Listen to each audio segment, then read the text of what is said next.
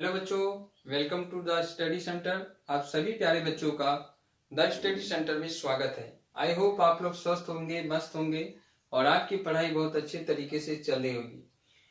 प्यारे बच्चों, आज की इस क्लास में हम लोग पर्सनालिटी वनडी के क्वेश्चन नंबर 8, क्वेश्चन नंबर 9 और क्वेश्चन नंबर 10, क्वेश्चन नंबर 11 को सोल्व करेंगे।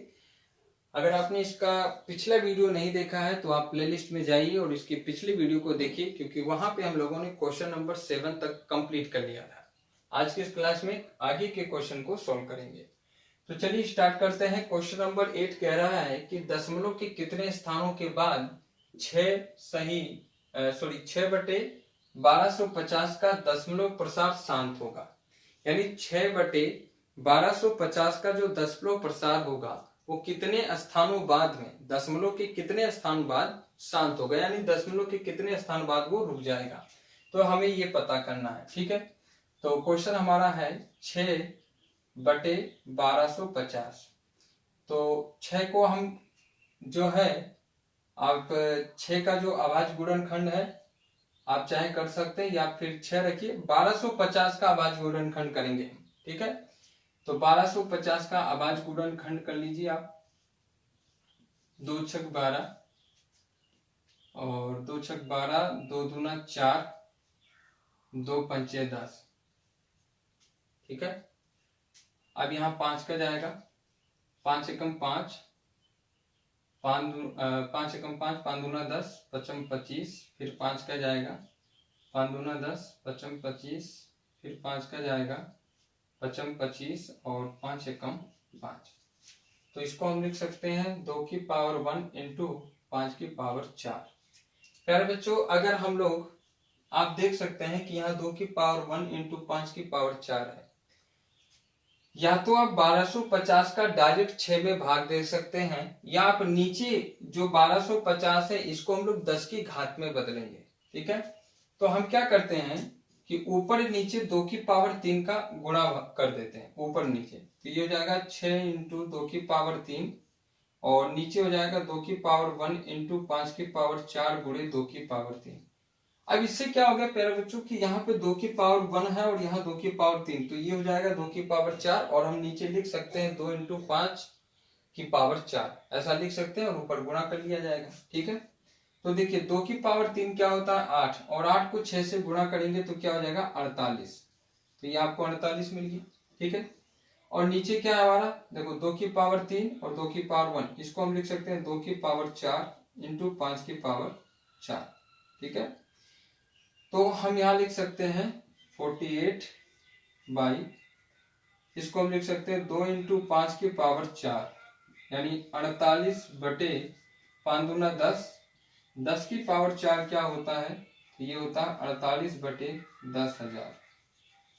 और इसको हम लिख सकते हैं 0.4 अंकों के बाद में दशमलव लगाना है, ठीक है। यानी दशमलव के कितने स्थान बाद ये शांत हो जाएगा, तो 1 2 3 4, दशमलव के 4 स्थान बाद में, है ना, ये क्या हो जाएगा शांत हो जाएगा, ठीक है। तो इस प्रकार से आप इसको कर सकते हैं।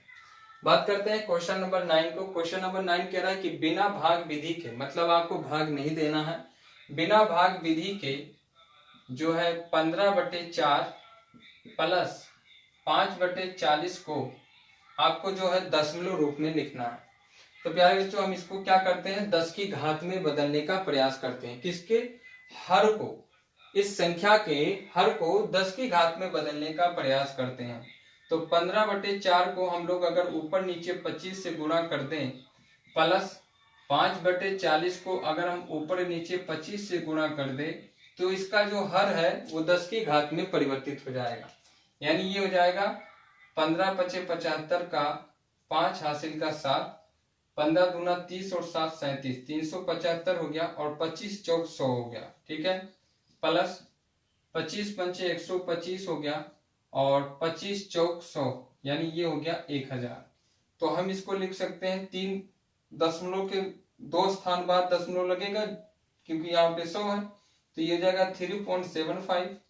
यहाँ 3 अंकों के बाद दशमलव लगेगा, यानी ये हो जाएगा 0.125, ठीक है। तो ये हमने इसको दशमलव रूप में लिख दिया। आप चाहे तो इसको जोड़ भी सकते हैं, ठीक है।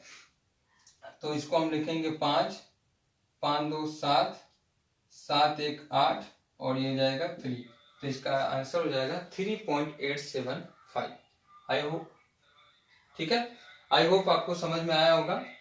इसमें भाग नहीं देना था, इसको हमें डायरेक्ट जो है क्या करना था, बिना भाग विधि के इसको दशमलव रूप में व्यक्त करना था। ठीक है, तो अब बात करते हैं क्वेश्चन नंबर 10 और क्वेश्चन नंबर 11 की। चलिए बच्चों बात करते हैं क्वेश्चन नंबर 10 की। क्वेश्चन नंबर 10 कह रहा है कि परिमेय संख्या 257/5000 के हर को 2 की पावर n इंटू 5 की पावर m के रूप में लिखिए, जहां m तथा n एक ऋणात्मक पूर्णांक है। इसके बाद बिना वास्तविक विभाजक के इसका दशमलव प्रसार लिखिए। तो इस प्रश्न में क्या करना है आपको, इसमें प्यारे बच्चों जो परिमेय संख्या हमें दिया है, जैसे दिया है 257/5000, इसमें इसका जो हर है 5000, इसको हमें 2 की पावर n इंटू 5 की पावर m के रूप में लिखना है, और उसके बाद बिना वास्तविक भाग के, मतलब बिना भाग दिए, ये बताना है कि इसका दशमलव प्रसार कैसा होगा।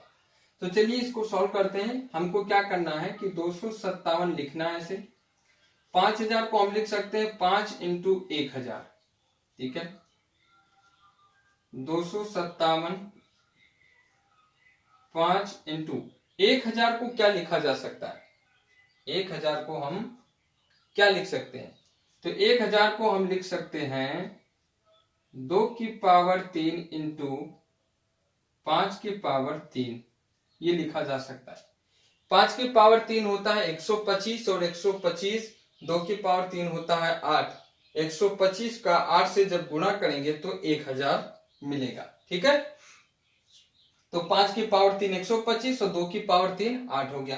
तो 1000 को हमने ऐसा लिख दिया और 5 ऐसा है। अब इसको कैसे लिख सकते हैं, देखो 257 ये हो गया 2 की पावर 3 इंटू 5 की पावर 4। अब देखिए अगर हम लोग ऊपर नीचे 2 से गुणा कर दे तो 2 की पावर 4 इधर भी हो जाएगा, है ना, और फिर हम इसको 10 की घात में बदल सकते हैं। तो हम इसको ऊपर नीचे 2 से गुणा कर देते हैं, तो ये हो जाएगा 2 की पावर 4 गुणे 5 की पावर 4। तो गुणा करने पे क्या मिलेगा, 2 सते 14, 4 हासिल का 1, 2 पंचे 10, 11 हासिल का 1, 2 दूना 4, 1 5। और नीचे देखिए आप, हम इसको लिख सकते हैं 2 इंटू 5 की पावर 4। तो ये क्या हो जाएगा हमारा, तो ये हो जाएगा 514/10 की पावर 4, और 10 की पावर 4 क्या होता है, आप सभी जानते हैं 10,000 होता है।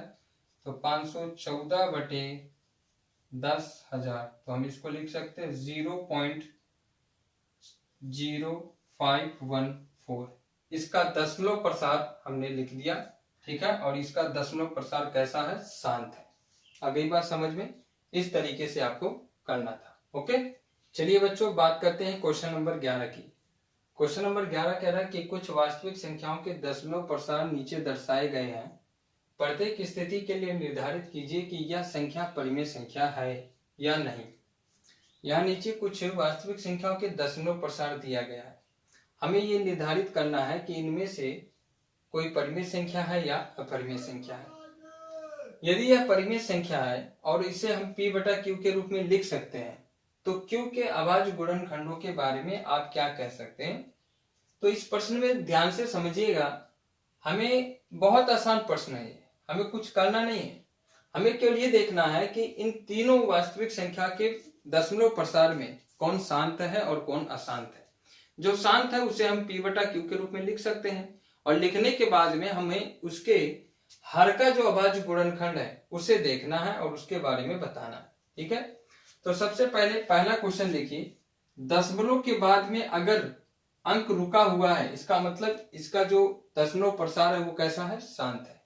तो हम इसको लिख सकते हैं 43 अब देखो यहां से अगर हम पॉइंट हटाएंगे तो नीचे कितना आएगा, 1 2 3 4 5 6 7 8 9, 10 की पावर 9 आएगा, और बाकी ऐसे हम लिख देंगे, ऐसे लिख देंगे। ठीक है, हमने पॉइंट हटाया तो कितना है, 10 की पावर 9, क्योंकि 1 2 3 4 5 6 7 8 9 अंक के बाद दशमलव था, इसलिए 10 की पावर 9 आया। तो यहाँ लिखेंगे 4 3 1 2 3 4 5 6 7 8 9 बटे 10 की पावर 9 को हम लिख सकते हैं 2 इंटू 5 की पावर 9। ठीक है, 2 इंटू 5 की पावर 9। या फिर हम इसको लिख सकते हैं 4 3 1 2 3 4 5 6 7 8 9। या फिर हम इसको लिख सकते हैं 2 की पावर 9 इंटू 5 की पावर 9। तो यहाँ पे जो हर था उस हर का अभाज्य गुणनखंड ध्यान से अगर हम देखें तो ये किस रूप में है, 2 की पावर n इंटू 5 की पावर m के रूप का है। अतः ही इसका जो दशमलव प्रसार है वो कैसा होगा, शांत होगा। और ये क्या होगी, यह है परिमेय संख्या होगी। यह परिमेय संख्या है। क्यों है ये परिमेय संख्या, क्यों है? क्योंकि इसका दशमलव प्रसार क्या है, शांत है। क्योंकि दशमलव प्रसार शांत है। ठीक है, इसलिए यह क्या है, परिमेय संख्या है। या फिर आप ऐसे भी लिख सकते हैं कि हर का अभाज्य गुणनखंड 2 की पावर n इंटू 5 की पावर m के रूप का है, इसलिए यह एक परिमेय संख्या है। चलिए बात करते हैं क्वेश्चन नंबर 2 की। तो क्वेश्चन नंबर 2 में ध्यान से आप देखिए, इसमें बार बार जो है आवर्ती हो रही है। इसका मतलब, और आवर्ती भी किस तरीके की हो रहा है, देखिए 1 2 0 है, उसके बाद में 0 डबल 0 हो गया, फिर ट्रिपल 0 है ना, यानी 0 की संख्या में वृद्धि हो रही है ना। तो इसका जो दशमलव प्रसार है वो कैसा है, हम लिखेंगे इसका दशमलव प्रसार अशांत अनावर्सानी है, अनावर्ती है ना। इसका दशमलव प्रसार अशांत अनावर्ती है, अतः यह अपरिमेय संख्या है। अपरिमेय संख्या है। ठीक है, अब बात करते हैं क्वेश्चन नंबर 3 की। क्वेश्चन नंबर 3 में देखिए, जो क्वेश्चन नंबर 1 है वही क्वेश्चन नंबर 3 है, लेकिन यहां ऊपर क्या लगा दिया गया है, रेखा बंधनी, वेनिकुलम लगा दिया गया है। और ऐसी संख्या जब आती है तो हम जानते हैं कि इसका दशमलव प्रसार कैसा होता है। तो इसका दशमलव प्रसार